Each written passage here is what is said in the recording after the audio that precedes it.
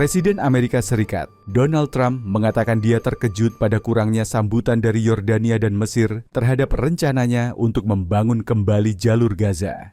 Dalam pernyataannya tersebut, Donald Trump juga menyindir penolakan Mesir dan Yordania atas niatan ini terjadi, meski Amerika sudah memberi dua negara tersebut miliaran dolar setiap tahun.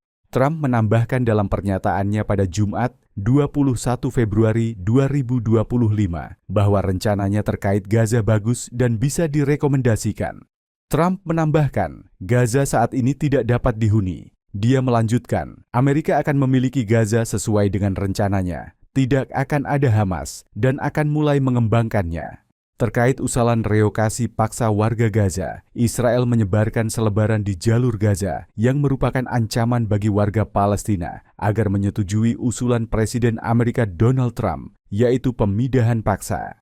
Tentunya apa yang dilakukan Israel ini menjadi ancaman dan merupakan taktik perang psikologis.